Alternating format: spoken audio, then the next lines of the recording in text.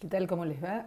En el video de hoy, 11 de junio de 2021, voy a abordar todo el relato, la Biblioteca de Babel, ya no desde la perspectiva de su inclusión en la serie de los artificios congéneres, de las variaciones Aleph, sino que voy a intentar, porque en esto de grabar videos y de ser youtuber, la verdad es que hay algo de ensayo y error. Entonces hoy voy a poner en práctica una, una posibilidad de lectura que realicé siempre en mis talleres, que es lo que se denomina la lectura compartida. Vamos a ir leyendo el cuento y lo voy a ir comentando. Es una de las posibilidades, ¿no?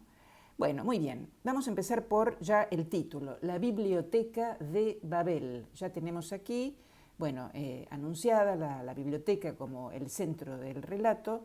Tenemos el topónimo Babel, ¿sí?, que también juega, ¿sí?, de alguna manera como parónimo con Babilonia, que ya vamos a ver más adelante que hay una relación también de gemelidad entre la biblioteca de Babel y la lotería en Babilonia.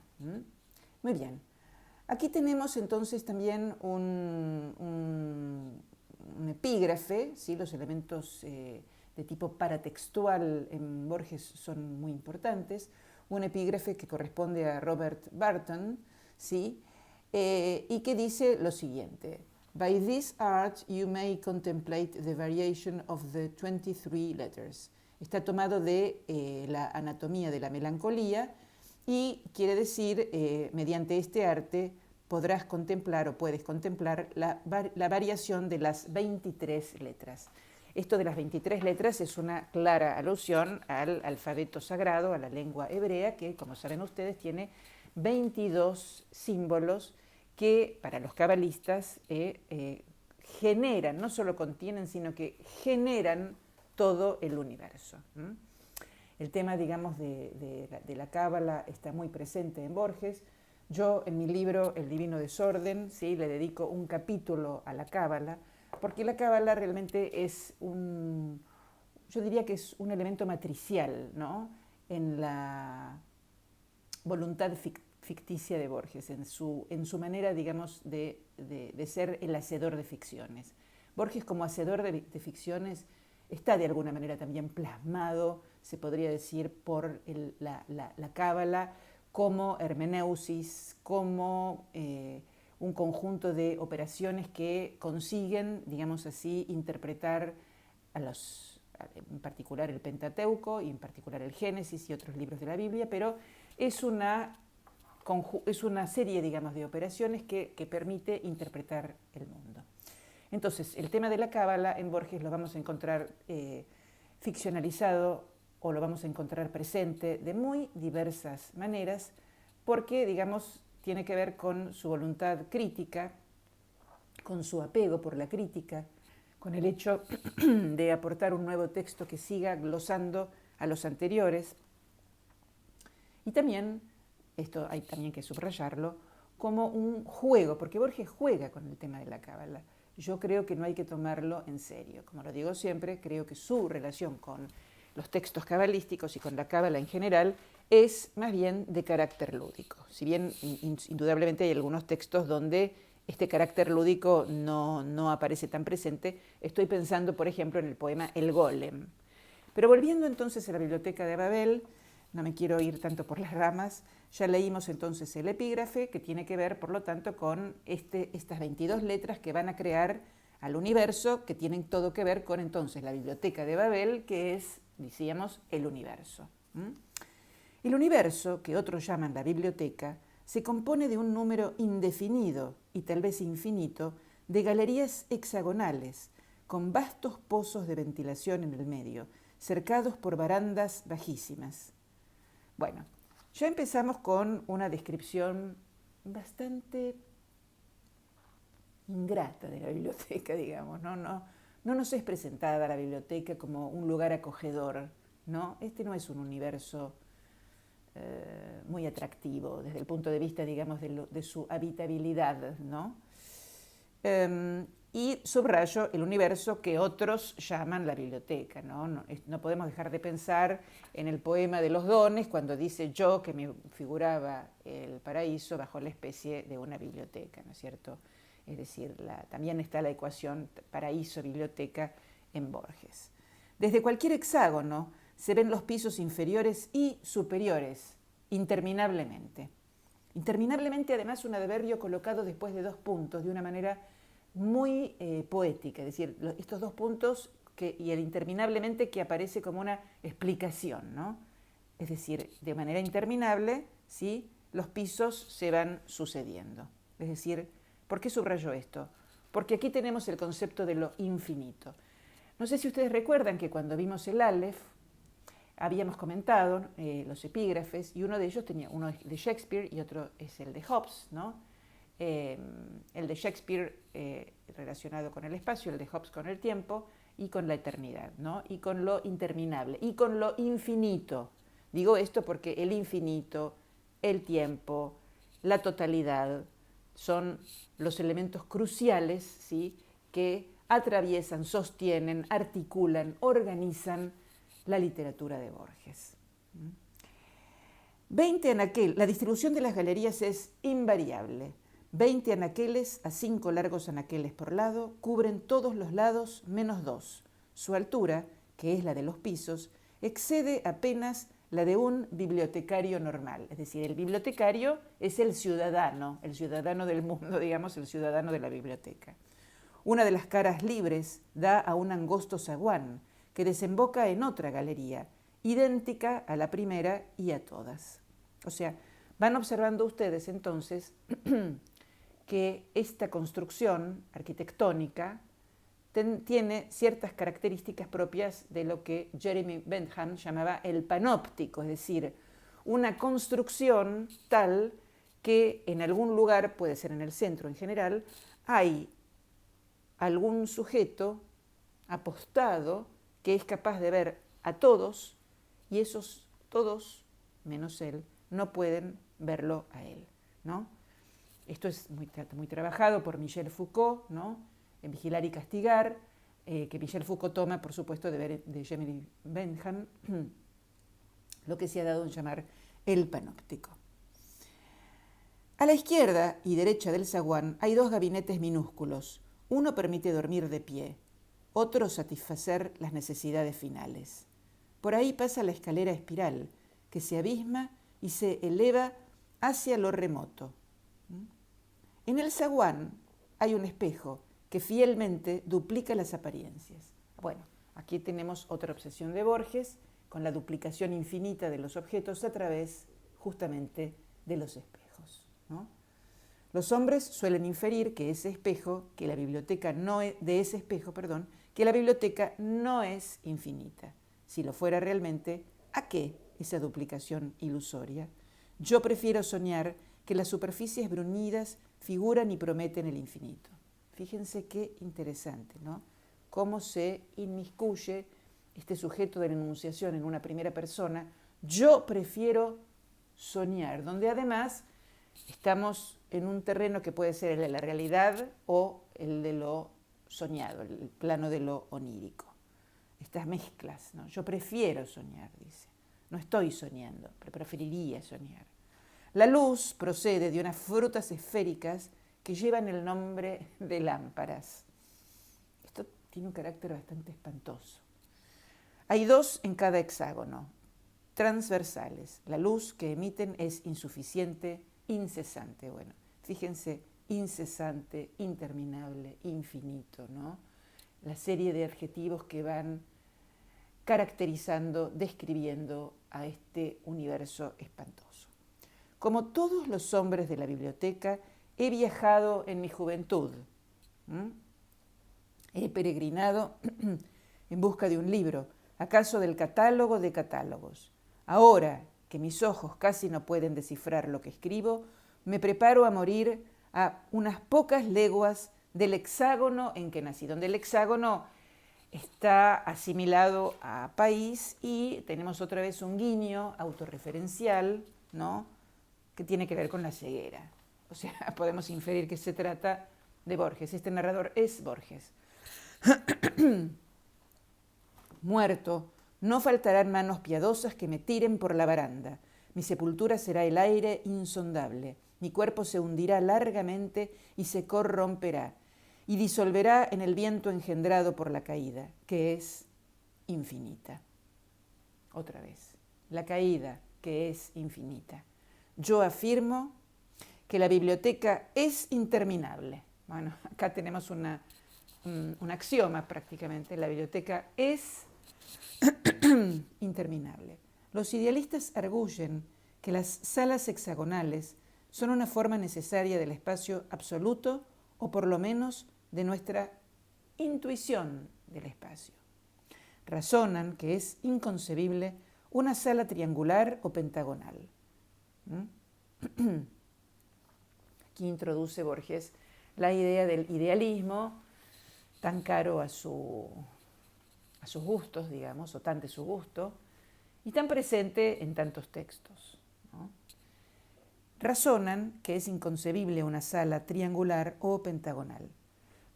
Y abre un paréntesis para decir, los místicos pretenden que el éxtasis les revela una cámara circular con un gran libro circular de lomo continuo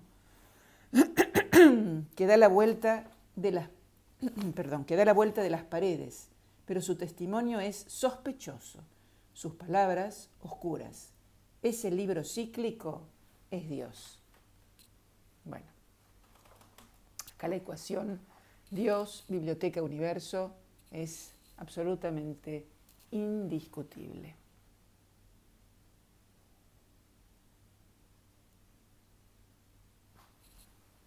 Bien, perdón, estaba viendo una cuestión técnica.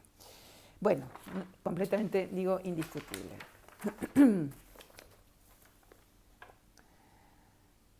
Sus palabras oscuras, ese libro cíclico es Dios. Básteme por ahora repetir el dictamen clásico. La biblioteca es una esfera cuyo centro cabal es cualquier hexágono, cuya circunferencia es inaccesible.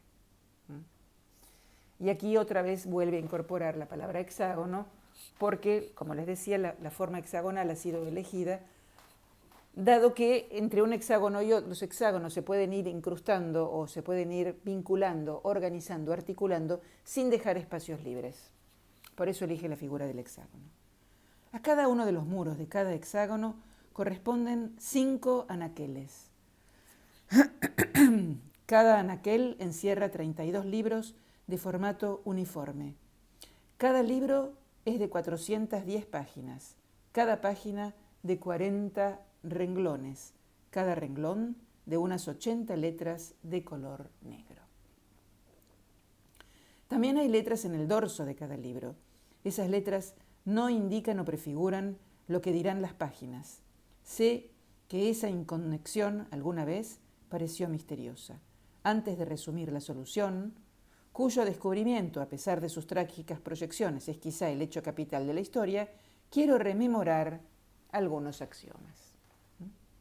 Es interesantísima la idea esta de la rememoración de los axiomas que rigen este universo tan particular y tan total y tan interminable y tan infinito e incesante que es la biblioteca. Bueno, aquí no podemos dejar de pensar en relación con la forma esférica, con la esfera de Pascal, a la cual me referí como el linaje del Aleph, ¿no? No podemos dejar de pensar en las distintas esferas que van a aparecer en la propia literatura de Borges, ¿no? Como por ejemplo la rueda del sacerdote Tzinacán, el cuento de Wells, que es evocado por el mismo Borges en el epílogo del Aleph, la forma esférica o también circular, el mismo Aleph, el Zahir, ¿no? Es decir, formas que tienen que ver con ¿por qué elige esta forma? Bueno, porque ya los místicos habían hablado de la forma circular o esferoide como una representación de lo perfecto, es decir, de lo divino. Bien. Aquí, cuando se refiere a sus trágicas proyecciones, es el hecho capital de la historia, ¿no? Aparece, digamos, una cuestión muy importante en Borges, que es la presencia del axioma, ¿no? En la biblioteca hay axiomas y vamos a ver más adelante cómo se comportan. El primero, la biblioteca existe ab aeterno, desde siempre, siempre existió. De esa verdad, cuyo corolario inmediato es la eternidad futura del mundo, ninguna mente razonable puede dudar. O sea, siempre existió y nadie puede dudar, nadie razonablemente. El hombre, el imperfecto bibliotecario, puede ser obra del azar o de los demiurgos malévolos. El universo, con su elegante dotación de anaqueles, de tomos enigmáticos, de infatigables escaleras para el viajero y de letrinas para el bibliotecario sentado, solo puede ser obra de un Dios. La palabra letrina es una aparición vertiginosa y espantosa de algo repugnante, ¿no es cierto? Está jugando con la letrina, ¿sí?, y con la letra, ¿no? Para percibir la distancia que hay entre lo divino y lo humano, basta comparar estos rudos símbolos trémulos que mi falible mano garabatea en la tapa de un libro, con las letras orgánicas del interior, puntuales, delicadas, negrísimas, inimitablemente simétricas. Y otra vez puso 2 puntos. Como antes había puesto frente a interminablemente, ahora frente a toda la descripción. Esto parecería algo menor, pero yo creo que no, porque el uso que hace Borges de los signos de puntuación es extraordinario y muy particular. No es común en las letras hispanas encontrar el uso de los 2 puntos que hace Borges, ¿no? Para anunciar, para describir, para concluir, para dar por terminado algo. Es un uso muy interesante que tiene características retóricas y también lógicas, ¿no? Digo esto porque en Borges, si ustedes se fijan bien, van a ver que no es habitual que aparezcan demasiados articuladores del tipo por lo tanto, sin embargo, en consecuencia. Hay alguno, pero en Borges los articuladores lógicos están íncitos en el texto, si prestan atención. Están en la misma narración o en la misma articulación ensayística y se vale muy a menudo precisamente de los signos de puntuación para entregarnos, digamos, las articulaciones lógicas. Esto realmente es algo muy, muy especial. Entonces, habló del bibliotecario y ahora habla del viajero, distintas maneras de referirse a los habitantes del mundo, es decir, a los humanos, ¿no? El ser humano, el bibliotecario, el viajero, distintas maneras de evocarlo. El segundo axioma. El número de símbolos ortográficos es 25, y aquí hace una nota al pie. El manuscrito original no contiene guarismos o mayúsculas. La puntuación ha sido limitada a la coma y al punto. Esos 2 signos, el espacio y las 22 letras del alfabeto, son los 25 símbolos suficientes que enumera el desconocido, nota del editor. Bueno, tenemos aquí muchas cuestiones. En primer lugar, esto obviamente se articula con lo que acabo de decirles, es decir, el espacio, la coma y el punto han sido incorporados como signos ortográficos, como elementos ortográficos, como letras. Ven ustedes que el propio Borges ya está reconociendo este carácter tan particular que él mismo hace de los signos de puntuación. Segundo, a esto aparece como una nota del editor. Por supuesto no hay ningún editor, se trata del propio Borges, ¿sí?, que se hace pasar por un falso editor, ¿no es cierto? Como ya hemos visto, postdatas, es decir, hay un montón de operaciones borgianas que juegan con estos elementos de tipo paratextuales, ¿no? Y el número 25 y el número 22, por supuesto, tiene que ver con el alfabeto hebreo. No nos olvidemos del epígrafe, ¿sí? Si retomamos el epígrafe, ¿sí?, mediante este arte podrás contemplar la variación de las 23 letras, es decir, está tomando la idea de la cábala, claramente, ¿no? Todo el mundo, toda la biblioteca, todo el universo está hecho a través de las 23 letras, más los signos, es decir, en total suman 25, ¿no? Esta comprobación permitió, hace 300 años, formular una teoría general de la biblioteca y resolver satisfactoriamente el problema que ninguna conjetura había descifrado, la naturaleza informe y caótica de casi todos los libros, ¿no? Aquí introduce el caos. No nos olvidemos de que la postulación de la biblioteca es un intento de postular justamente el orden frente al desorden. Sin embargo, aquí se cuela, ¿sí?, la naturaleza informe, es decir, sin forma y caótica de casi todos los libros. No nos olvidemos de que para Borges la forma también es una manera de introducir el orden, y entonces esta dialéctica, esta dinámica perpetua que encontramos en Borges entre orden y desorden, ¿sí?, no podemos dejar de mencionarla y evocarla una y otra vez, porque, como siempre, retomo las palabras de Alasraqui, un gran crítico de Borges, ¿no? El orden y el desorden son la ordenada y la abscisa de su literatura. Y esto lo comprobamos una y otra vez, así que es importante señalarlo. Muy bien. Entonces, uno de los problemas que mi padre vio en un hexágono del circuito 1594 constaba de las letras M, C, B, es decir, 1105, perversamente repetidas desde el renglón primero hasta el último. Otro, muy consultado en esta zona, es un mero laberinto de letras, pero la página penúltima dice: «Oh tiempo tus pirámides», o sea, se cuela un disparate. «Oh tiempo tus pirámides», como si fuera es un apóstrofe dirigido al tiempo, es una plegaria, es la expresión de un deseo, puede ser leído de distintas maneras. Ya se sabe, por una línea razonable o una recta noticia, hay leguas de insensatas cacofonías, de fárragos verbales y de incoherencias, ¿no? Entonces, este ya se sabe también es muy interesante, ¿no? Es decir, todos lo saben. Hay algo que ha sido aceptado por todos, ¿no? Y lo de leguas de insensatas cacofonías es maravilloso, y no podemos dejar de pensar en Daneri, ¿no?, y en su cacofónico, ridículo, idiota e insoportable mamotreto. Yo sé de una región cerril cuyos bibliotecarios repudian la supersticiosa y vana costumbre de buscar sentido en los libros y la equiparan a la de buscarlo en los sueños o en las líneas caóticas de la mano. Admiten que los inventores de la escritura imitaron los 25 símbolos naturales, pero sostienen que esa aplicación es casual y que los libros nada significan en sí. Ese dictamen, ya veremos, no es del todo falaz.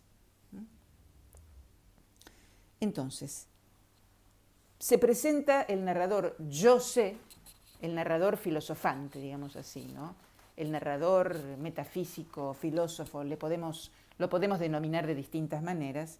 Yo sé, ¿no?, de una religión cerril, ¿no? Es fantástico este adjetivo, cerril, cuyos bibliotecarios repudian la supersticiosa y vana costumbre.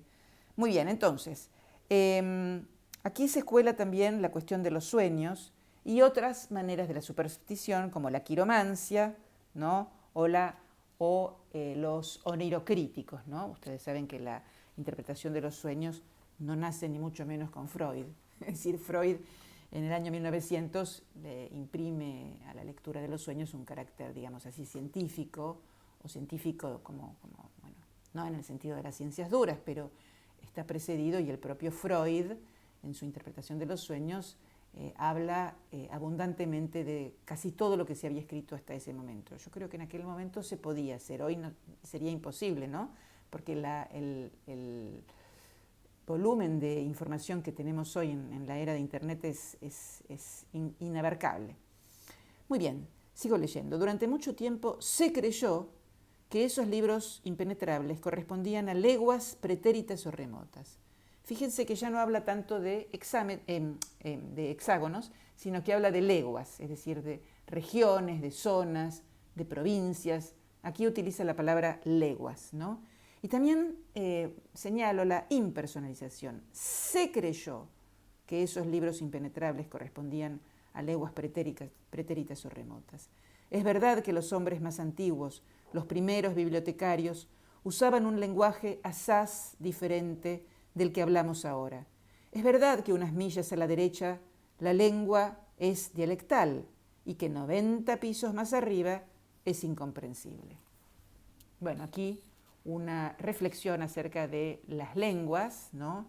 Y la yuxtaposición de dos adjetivos como dialectal e incomprensible, ¿no? O sea, es una descripción caótica también. No solo hay enumeraciones caóticas en Borges, sino también descripciones caóticas, porque está yuxtaponiendo dialectal con incomprensible.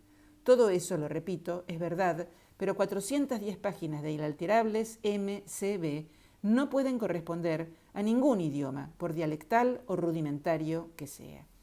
Algunos insinuaron que cada letra podía influir en la subsiguiente y que el valor de MCB en la tercera línea de la página 71 no era el que puede tener la misma serie en otra posición de otra página.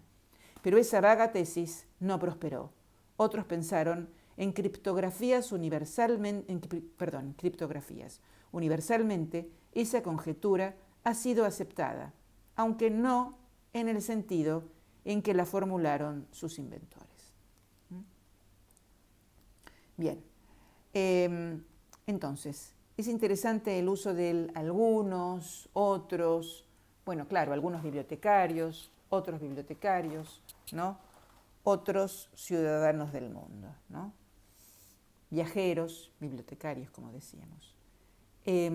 Bueno, y aquí este narrador protagónico, de alguna manera, refiere distintas maneras de interpretar las letras. Las letras estarían vinculadas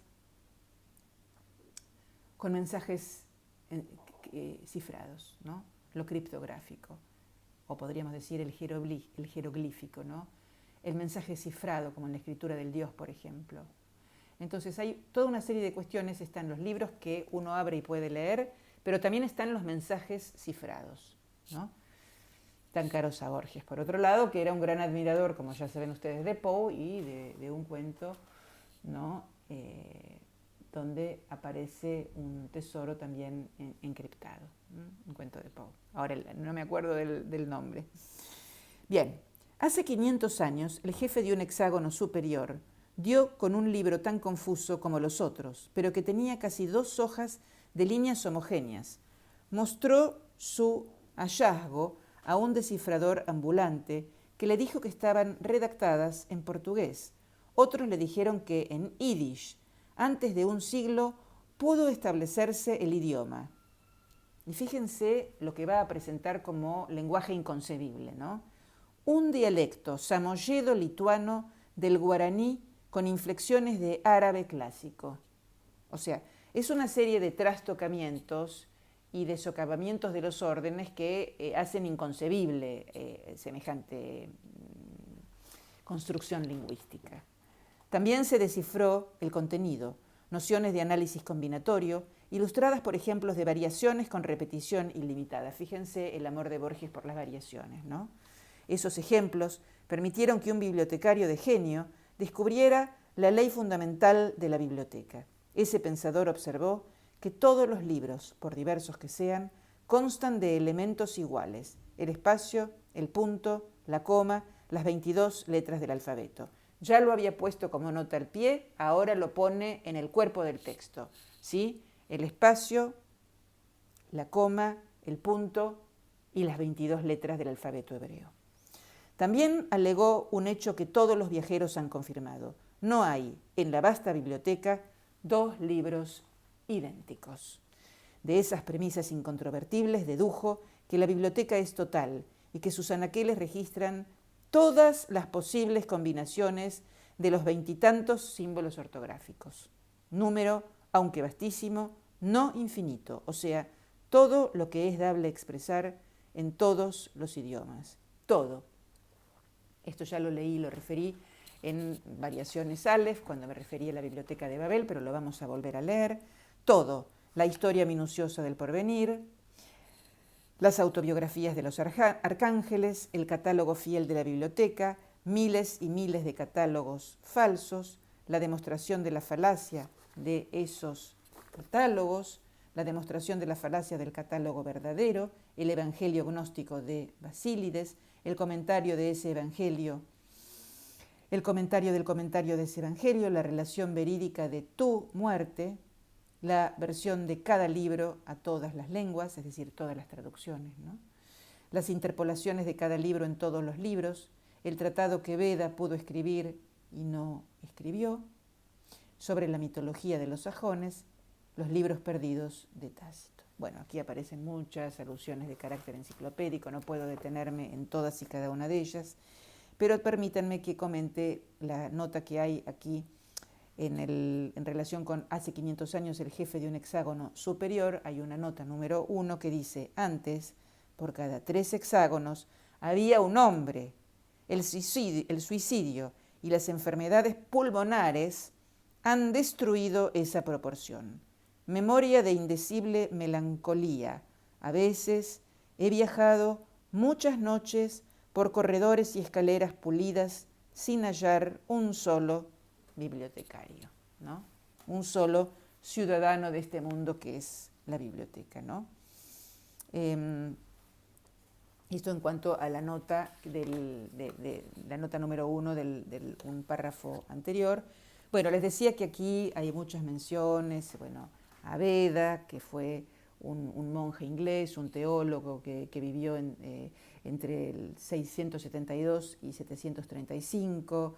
Su obra es de carácter enciclopédico. Bueno, Tácito, el historiador romano. Hay muchísimas alusiones, no me puedo detener en todas, pero vamos viendo que hay operaciones que se repiten, como les decía, la presencia, la irrupción de ese tú, ¿no? Ese tú, que es terrible, la relación verídica de tu muerte, donde somos tragados por el relato, ¿no? Y por lo tanto incluidos en esta biblioteca caótica, ordenada, infinita, incesante, interminable, etc. Cuando se proclamó que la biblioteca abarcaba todos los libros, la primera impresión fue de extravagante felicidad. Todos los hombres se sintieron señores de un tesoro intacto y secreto. No había problema personal o mundial cuya elocuente solución no existiera en algún hexágono. Fíjense, 2 puntos en algún hexágono. Normalmente hubiéramos encontrado una coma, pero esos 2 puntos le imprimen un carácter muy interesante de explicación o de desarrollo de lo que dijo anteriormente. El universo estaba justificado. El universo bruscamente usurpó las dimensiones ilimitadas de la esperanza. En aquel tiempo se habló mucho de las vindicaciones, libros de apología y de profecía, que para siempre vindicaban los actos de cada hombre del universo y guardaban arcanos prodigiosos para su porvenir. Miles de codiciosos abandonaron el dulce hexágono natal y se lanzaron escaleras arriba, urgidos por el vano propósito de encontrar su vindicación con mayúscula. La vindicación casi como una operación de carácter sagrado. Esos peregrinos disputaban en los corredores estrechos, proferían oscuras maldiciones, se estrangulaban en las escaleras divinas, arrojaban los libros engañosos al fondo de los túneles, morían despeñados por los hombres de regiones remotas. Otros se enloquecieron. Las vindicaciones existen. Yo he visto 2 que se refieren a personas del porvenir, a personas acaso no imaginarias, pero los buscadores no recordaban que la posibilidad de que un hombre encuentre la suya o alguna pérfida variación de la suya es computable en 0. Bueno, aparece nuevamente el narrador, ¿no? Aparece la idea de la locura, de la locura proveniente del contacto con este universo, digamos así, sagrado, como habíamos visto en el Zair, ¿sí? Vamos atando cabos, ¿sí? Aparecen los bibliotecarios ahora nombrados como peregrinos, ¿no? Lo cual le imprime también un carácter, digamos así, místico religioso. El peregrino, por lo general, hace un peregrinaje de carácter sagrado para ir, por ejemplo, a Santiago de Compostela, ¿no? Entonces aquí aparecen elementos bastante angustiantes, ¿no? Como estas escaleras, estos espacios cerrados, estos túneles, estos fondos, espacios que no son precisamente acogedores, que no son lo que se denomina en literatura el locus amoenus, no son esos arroyos hermosos, esos jardines con pajaritos cantando. ¿No? Es un espacio verdaderamente atroz, monstruoso, ominoso, siniestro, el de la biblioteca. ¿Sí? Nos comunica un sabor bastante amargo. También se esperó entonces la aclaración de los misterios básicos de la humanidad, el origen de la biblioteca y del tiempo, ¿no? El origen del tiempo como una gran preocupación borgiana, reitero, que vamos a encontrar siempre.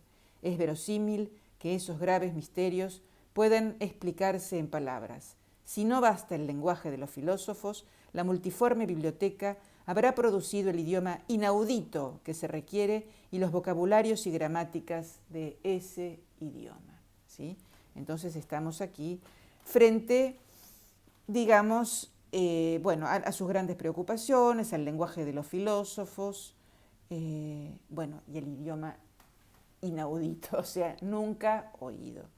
Hace ya 4 siglos que los hombres fatigan los hexágonos. Hay buscadores oficiales, inquisidores, puesto con bastardillas. Yo los he visto en el desempeño de su función. Llegan siempre, rendidos, hablan de una escalera sin peldaños que casi los mató. Hablan de galerías y de escaleras con el bibliotecario. Es decir, hablan con el bibliotecario de estas cuestiones. Alguna vez toman el libro más cercano y lo hojean en busca de palabras infames. Visiblemente nadie espera descubrir nada. Hay un pesimismo, un escepticismo, ¿no? Nadie espera descubrir nada. A la desaforada esperanza sucedió, como es natural, una depresión excesiva. La certidumbre de que algún anaquel en algún hexágono encerraba libros preciosos y de que esos libros preciosos eran inaccesibles pareció casi intolerable. Una secta blasfema sugirió que cesaran las buscas y que todos los hombres barajaran letras y símbolos hasta construir mediante un improbable don del azar esos libros canónicos. Las autoridades se vieron obligadas a promulgar órdenes severas.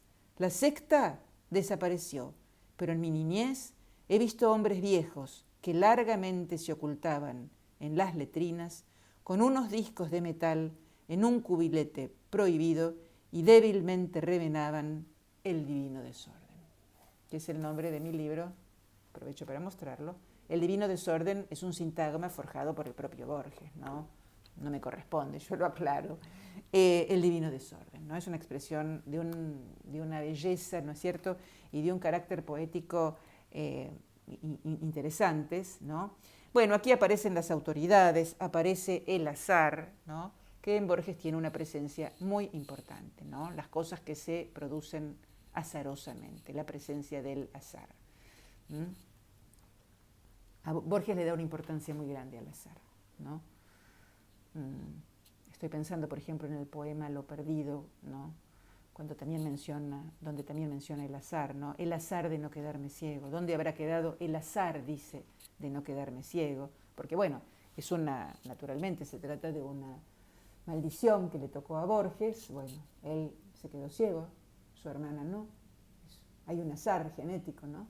Es decir, Borges permanentemente alude al azar.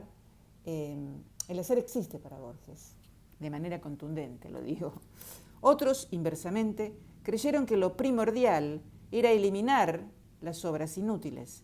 Invadían los hexágonos, exhibían credenciales no siempre falsas, hojeaban con fastidio un volumen y condenaban anaqueles enteros. A su furor higiénico, ascético, se debe la insensata perdición de millones de libros. Su nombre es execrado, pero quienes deploran los tesoros que su frenesí destruyó, negligen dos hechos notorios. 1. La biblioteca es tan enorme que toda reducción de origen humano resulta infinitesimal. Otro, cada ejemplar es único, irreemplazable, pero, como la biblioteca es total, hay siempre varios centenares de miles de facsímiles imperfectos, de obras que no difieren sino por una letra o por una coma. Contra la opinión general, me atrevo a suponer que las consecuencias de las depredaciones cometidas por los purificadores, antes había dicho inquisidores, han sido exageradas por el horror que esos fanáticos provocaron. Los surgía el delirio de conquistar los libros del hexágono carmesí. Es maravilloso esto del hexágono carmesí. Esto también es un guiño al laberinto rojo de Abenjacán. Libros de formato menor que los naturales, omnipotentes, ilustrados y mágicos.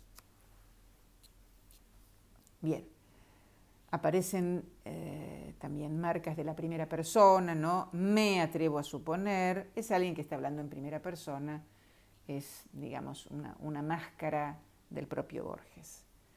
También sabemos de otra superstición de aquel tiempo, la del hombre del libro. En algún anaquel de algún hexágono, razonaban los hombres, aquí pone hombres, debe existir un libro que sea la cifra y el compendio perfecto de todos los demás. Algún bibliotecario lo ha recorrido y es análogo a un dios. En el lenguaje de esta zona persisten aún vestigios del culto de ese funcionario remoto. Muchos peregrinaron en busca de él, con mayúscula, ese funcionario remoto. Durante un siglo fatigaron en vano los más diversos rumbos. Aquí, bueno, el verbo fatigar que aparece en Borges, ¿no? Tan a menudo y con este sentido tan peculiar, fatigaron en vano, también junto con la perífrasis adverbial en vano. ¿Cómo localizar el venerado hexágono secreto que lo hospedaba? Alguien propuso un método regresivo. Para localizar el libro A, consultar previamente un libro B, que indique el sitio de A. Para localizar el libro B, consultar previamente un libro C, y así hasta el infinito. En aventuras de esas he prodigado y consumido mis años. No me parece inverosímil que en algún anaquel del universo haya un libro total. Ruego a los dioses ignorados que un hombre, uno solo aunque sea, hace miles de años, lo haya examinado y leído. Y aquí, después de total, hay una nota al pie que dice, lo repito, basta que un libro sea posible para que exista. O sea, basta que podamos concebirlo en la imaginación para que ya sea existente, como los objetos de Magnon, en el lógico. Por ejemplo, ningún libro es también una escalera, aunque sin duda hay libros que discuten y niegan y demuestran esa posibilidad y otros cuya estructura corresponde a la de una escalera. Es decir, la homologación del objeto libro con el objeto escalera, desde el punto de vista lógico, es un escándalo, ¿no? Y bueno, está lleno de escándalos lógicos. El cuento La Biblioteca de Babel y muchos otros textos de Borges. Si el honor y la sabiduría y la felicidad no son para mí, que sean para otros. Que el cielo exista, aunque mi lugar sea el infierno. Que yo sea ultrajado y aniquilado, pero que en un instante, en un ser, tu enorme biblioteca se justifique, tú con mayúscula, es una apóstrofe, es una plegaria, se está dirigiendo a la divinidad, de manera lúdica, ¿no? Afirman los impíos que el disparate es normal en la biblioteca y que lo razonable y aún la humilde y pura coherencia es una casi milagrosa excepción. Hablan, lo sé, de la biblioteca febril, cuyos azarosos volúmenes corren el incesante albur de cambiarse en otros, y que todo lo afirman, lo niegan y lo confunden como una divinidad que delira, Esas palabras que no solo denuncian el desorden, sino que lo ejemplifican también, notoriamente prueban su gusto pésimo y su desesperada ignorancia. En efecto, la biblioteca incluye todas las escrituras verbales, todas las variaciones que permiten los 25 símbolos ortográficos, pero no un solo disparate absoluto. Inútil observar que el mejor volumen de los muchos hexágonos que administro, ahora se presenta como un ministro, como un gobernante que administro, se titula Trueno Peinado, y otro El Calambre de Yeso, y otro Axaxaxas Mlo. Esas proposiciones a primera vista incoherentes, sin duda, son capaces de una justificación criptográfica o alegórica. Esa justificación es verbal y ex hipótesis ya figura en la biblioteca. No puedo combinar unos caracteres DHC, MR, LC, HT, DJ que la divina biblioteca no haya previsto y que en alguna de sus lenguas secretas no encierren un terrible sentido. Un terrible sentido. Nadie puede articular una sílaba que no esté llena de ternuras y de temores. La palabra ternuras aquí irrumpe, rompiendo cierta monotonía, ¿no? Ternuras. Que no sea en alguno de esos lenguajes el nombre poderoso de un Dios, que no sea el nombre poderoso de un Dios. O sea, todas las palabras, de alguna manera, está diciendo, son el nombre de Dios. Hablar es incurrir en tautologías. Esta epístola inútil y palabrera ya existe en uno de los 30 volúmenes de los 5 anaqueles de uno de los incontables hexágonos. Y también su refutación, un número n de lenguajes posibles, usa el mismo vocabulario. En algunos, el símbolo biblioteca admite la correcta definición, ubicuo y perdurable sistema de galerías hexagonales. Pero biblioteca es pan o pirámide o cualquier otra cosa. O sea, la palabra biblioteca puede designar cualquier objeto, puede tener infinitos referentes. Y las 7 palabras que la definen tienen otro valor. Tú, que me lees, ¿estás seguro de entender mi lenguaje? Bueno, aquí aparece otra vez la irrupción de esta segunda persona, otra vez dirigiéndose al lector, como ya lo había hecho en la descripción del pequeño Aleph que Borges incrusta en la biblioteca de Babel, ¿no? Tú que me lees, ¿estás seguro de entender mi lenguaje?